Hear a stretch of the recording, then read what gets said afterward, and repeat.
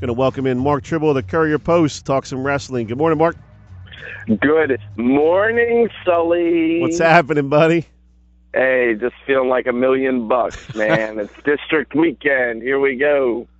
So is the Eagles' euphoria still at a level 10? I think probably for the remainder of my life, in some capacity, some tiny chamber of my soul has been filled. So it's great. It's a great time to be an Eagles fan, baby. Have you pre-ordered the Eagles bedspread yet? I already have one. I don't have a Super Bowl one, but yeah, I mean, I bought so much stuff that with money I don't have because you know what? Heck with it. They won the Super Bowl. This may never happen again. I think we all kind of realize that with our odds here, 1 in 52. But yeah, it's a great time, man. It's they don't make enough stuff for me to buy. You know, your credit card's burning up. Oh yeah. It lumped me up pretty good, man. I mean, it hit me harder than Christmas. I believe it, man. I didn't get a chance to talk to you last week. Obviously, I wasn't in. Mike Frankel was taking over, but I was excited to have a whole segment just on the Eagles with Mark Trible. Frankel did a spectacular job as always, but yeah, I was thinking maybe we'd break down. You know, I've watched the game several times, so if you need any insight, at least for next season player evaluation, things like that, I got you covered. At what point, Mark, were you sure the Eagles were going to win? Did it come down? Were you still confident in that final Hail Mary? I was confident the week leading up, and in the game, the only moment I really wasn't confident when it hit me that, oh crap, we might not win the Super Bowl, was the 4th and 1 play that they threw the pass to Ertz and he got in there. That was really the only time I was truly lacking confidence, but just had a good feeling about it. And most people I talked to did. I think everybody I talked to had a really good feeling they were going to win it for some odd reason, and I guess the stars just aligned, man. It's funny you mentioned that play because when I saw that play and I saw him catch that, and he was literally about 6 inches over the first down line, I said, that's it, man. That's the play that wins it. There's always that one play that, you know, obviously they were still about 50 yards from scoring at that point, but I was like, man, that's the play. Just because of the guts it took to call it, the execution on the play. I mean, everything just came together, and if you don't get that 4th down, it's pretty much game over.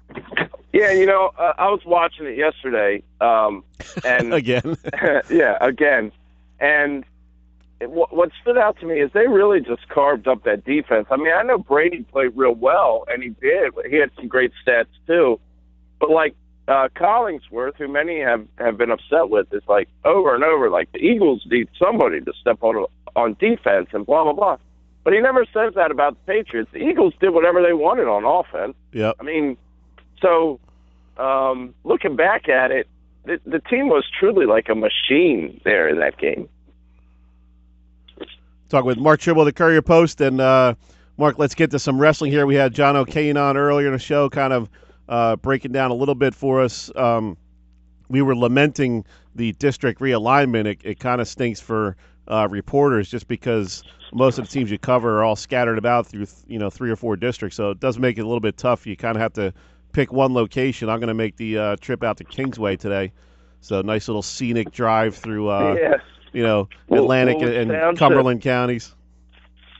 Well, to go back to what you said, it doesn't kind of stink for reporters. It stinks all over for everybody. I talked to some people last year about it, and there were a number of folks who said, we'll see what happens. Could be good, get some balance, change some things around, see some new teams. So this year I called some of those same people to reevaluate it, and everybody said, this stinks. This is awful. We hate it. I gave it a shot, but it's just stupid. So I don't think anybody's too happy with it, to be honest with you, Sully. How do the coaches feel about the one-day format for most of these districts? Well, the one-day part isn't the bad part, and that's something that maybe should have been changed a while ago, but I think the one day is fine. because Friday night, honestly, like from our perspective, if you're just wrestling the quarters and stuff, sometimes that doesn't even get covered because you're going to have to go back all day pretty much on Saturday anyway. Right. I think there's a little more urgency now to move things along, no breaks in between the rounds, which is nice. But the one-day thing is not necessarily an issue. In all of this, it's probably the smallest issue, I would say. Yeah, it seems strange to me just because in my mind, the districts is kind of, you're kind of moving in an outward circle where districts is kind of your local competition, then regions is your South Jersey competition, then states. So to have districts where you're facing guys from, schools that are an hour away is kind of crazy to me. Well, I think that I think you're right. It just doesn't seem to line up by what we define as districts. What we know as districts are our next door neighbors and the people. A lot of these kids grew up wrestling in youth wrestling circuits. That has changed. I don't think that matters as much because nowadays a lot of these kids know each other anyway. What I find concerning is they took this thing and they made it so the two top PowerPoint teams in each district are kind of called that, power teams, So if you want to look at some of them like Kingsway and Southern will be the power teams in the Kingsway district. Now the rest of them are also, they go through kind of accordingly like a snake draft and look at these PowerPoint totals that they've come up with over a 5-year average and put teams in there. My sticking point is at some point at the bottom of these lists, you're finding teams that really to split hairs on them and send them across the state. My example was Manchester Township, I believe, has to come up and wrestle at Rowan at Gloucester. Okay, they're kind of in that second tier of their group. Right. Meanwhile, like Camden and Lindenwold have to go to Lacey because they're in the second tier of that group. Right. Well, honestly, they should just go to Rowan and Gloucester because there's not that much difference between the programs. I see what you're saying, yeah. It just so happens that that's how it's slotted out. If Southern has to drive to Kingsway, that's one thing. Southern's a power program, and so is Kingsway, and I get that.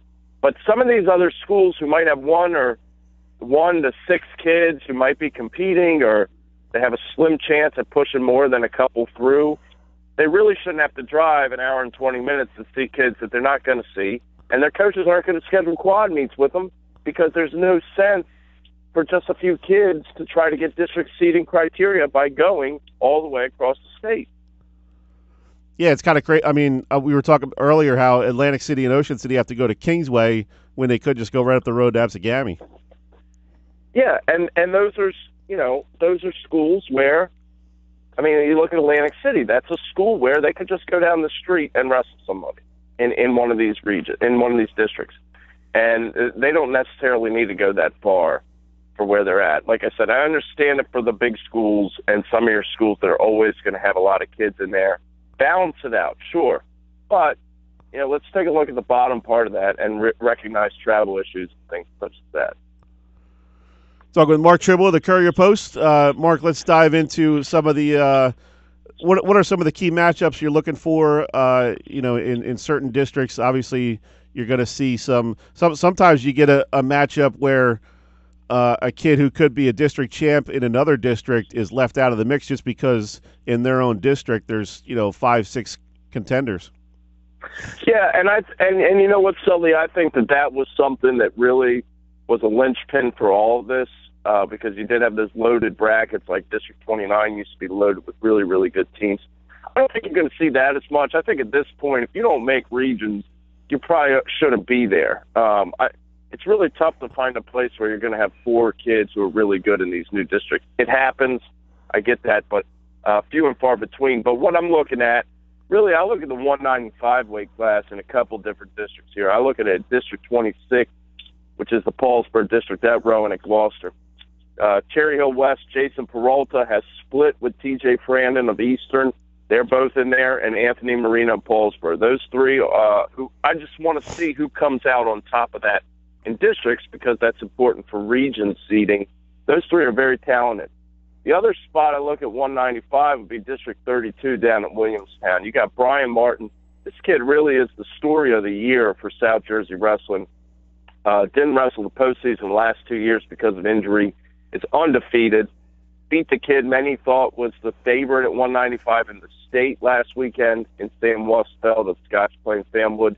So he has really got it going on, and he will wrestle Sean Lynch, most likely, of formerly of Mainland, now of St. Augustine, who reached the state semifinals last year. So those are two kids that could see each other again in the region final, and they will see each other likely in the district final today. Real quick, Mark, before we let you go, any returning state place winners who might have a real challenge even at the district level? At the district level, not off the top of my head, really. Something to look forward to down the line, I believe, though, is a guy I'm going to see today here at District 25 at Cherokee is Seneca's Joe Mancio. Obviously won states as a sophomore. Last year lost to Robert Howard of Bergen Catholic in the quarters. Antonio Menino won that bracket. Well, Mancio, many of us thought he would go 113. He's decided to go 120, where Menino and Howard are this year. So, we could see a really, really great bracket or maybe some really good rematches at 120 if Mancio keeps it up. Good stuff. As always, Mark, we're up against the break here, end of the show, but we appreciate your time, and we'll dive more into some wrestling next week as we get ready for regions. Sully, it's always a pleasure, man. You have a great time out with the Dragons. All right, man. Thanks, bud. Have a good weekend. All right. You too. That was Mark Trible of the Courier Post.